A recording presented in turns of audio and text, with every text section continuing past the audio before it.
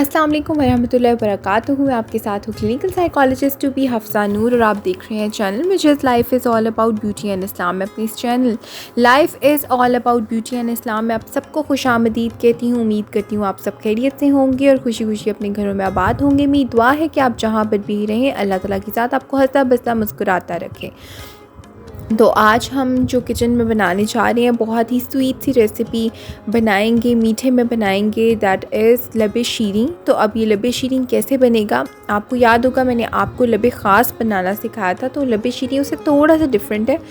तो चलिए इसको स्टार्ट करते हैं इस रेसिपी को। और मैं आपको साथ साथ बताती चलूँ कि आज की जो रेसिपी है उसकी तमाम तरह इंग्रेडिएंट्स मैंने जो डिस्क्रिप्शन बॉक्स है उसमें डाल दिए हैं, आप डिस्क्रिप्शन बॉक्स से देख सकते हैं। तमाम तर रेसिपी के इंग्रेडिएंट्स उसमें क्वांटिटी और सब कुछ उसके अंदर मौजूद है। मैंने अपना ईमेल आईडी भी वहाँ पे, अगर आपको कोई क्वेरी हो तो आप इंस्टाग्राम पे मुझे डीएम कर सकते हैं। इसके साथ साथ आप मुझे मेरे जो ईमेल आईडी है उस पर मेल कर सकते हैं। और यहाँ पर तमाम तर चीज़ें आपको जो कैमरा में दिखा रही हूँ ये आपको तमाम तर वहाँ पे डिस्क्रिप्शन बॉक्स में मिल जाएंगी। तो इसको फॉलो कीजिएगा और साथ साथ रेसिपी को देखिएगा। और मैं स्टार्ट करती हूँ आज की अच्छी बात। तो फ्रेंड्स, आज की अच्छी बात में जो है आज मैं डिस्कशन लेके आई हूँ which is it's not a moral lesson story but it's a discussion on the concept of why me.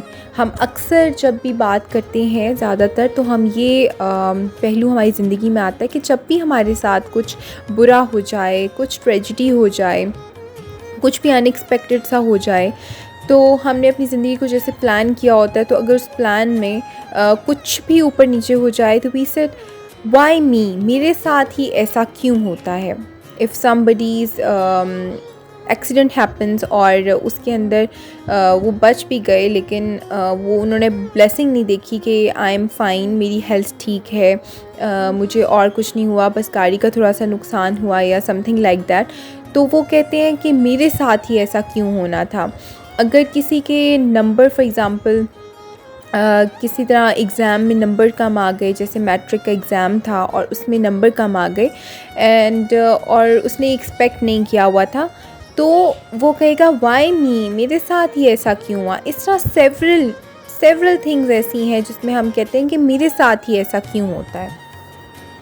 तो अब ये जो वाई मी का कॉन्सेप्ट है फ्रेंड्स, ये हमारी ज़िंदगी में बहुत ज़्यादा बढ़ गया है। लाइक अगर क्वेश्चन उठता है कि आपके माइंड में, इट मीन्स कि आपकी ईमान यानी आपका जो फेथ है और जो आपका बिलीफ सिस्टम है, जो आपका बिलीव है, उसमें कुछ कमी है। ब्लेसिंग्स जो है मैं बात करती होती हूँ कि हमेशा की जो ब्लेसिंग्स हैं ना वो हमारी ज़िंदगी में 4 ऐसी ब्लेसिंग्स हैं जिनको सही में बहुत इम्पोर्टेंस हासिल है। First one is your health. हमारी जो हेल्थ है वो फर्स्ट ब्लेसिंग है। हम ये नहीं देखते कि अल्लाह ताला ने हमें कितनी ब्लेसिंग से नवाजा है और उसमें सबसे फर्स्ट एंड फॉरमोस्ट थिंग हमारी हेल्थ है।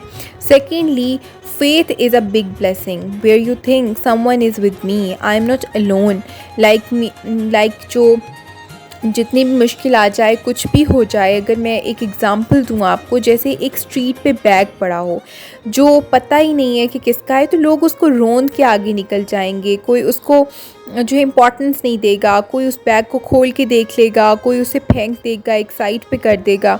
और अगर एक पानी की बॉटल या कोई एक बैग पड़ा है आपका और या कोई एक पानी की बॉटल पड़ी है आपकी एंड एवरीबडी नोज़ कि ये आपकी है, तो अगर कोई उसे हाथ भी लगाएगा ना तो he will apologise to you कि सॉरी मेरा हाथ लग गया था आपकी फ़लाँ चीज़ को, आपका बैग पड़ा था या पानी की बॉटल पड़ी थी ना तो उसको मेरा हाथ लग गया, तो I am sorry for that.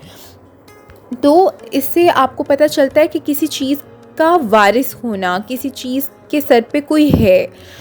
और जब कि आपकी ज़िंदगी में भी ये चीज़ हो जाए कि मेरा अल्लाह मेरे साथ है, almighty is with me, then this thing increases and elevates your belief. आपके बिलीफ सिस्टम जो है ना वो बहुत बूस्ट अप हो जाता है जब आपके ज़हन में एक चीज़ आ जाती है कि अल्लाह मेरे साथ है या almighty is helping me, he is watching over me. और फेथ ही जो है ना वो वाई मी आपसे छीन लेता है। When you start believing on Allah या अ सुपर पावर जो अल्लाह ताला की है, ऑलमाइटी की है, तो आपसे वाई मी का कॉन्सेप्ट चला जाता है। तीसरी नेमत जो थर्ड ब्लेसिंग है वो है money. Way you think you are independent, आप किसी के आगे हाथ नहीं फैलाते, आप हमेशा अपनी चीज़ के ख़ुद ज़िम्मेदार हैं। देन फोर्थ ब्लेसिंग जो है वो आपका सोशल सर्कल है, आपका सोशल इन्वायरमेंट है, आपके फ्रेंड्स, आपके कलीग्स, आपके जो पीयर, उसके बाद आपके सिबलिंग्स और बहुत सारी चीज़ें, आपकी फैमिली, आपके सोशल सर्कल जो है ना वो आपके लिए बहुत बड़ी एक ब्लेसिंग है। वाई मी की अगर बात करूँ तो अगर आपके अंदर ये चीज़ होगी तो ऑलमाइटी इज़ विद यू और एक रिलेशन बिल्टअप आप करते हैं तो फिर बिलीव मी आपका जो बिलीफ सिस्टम है ना उसको एक बूस्टअप मिलता है और सुकून या जिसे आप पीस कह लें तब ख़त्म होता है जब आपकी शिकायतें बढ़ती हैं। एलिफ शफ़क़ की जो बुक है ना 40 रूल्स ऑफ लव, उसमें वो बहुत ही खूबसूरत बात करती है। वो कहती है कि गम, दुख, आजमाइश आते हैं तो ये इंसान को पूरी तरह से पॉलिश करते हैं, बेहतर और रिफ़ाइन करते हैं।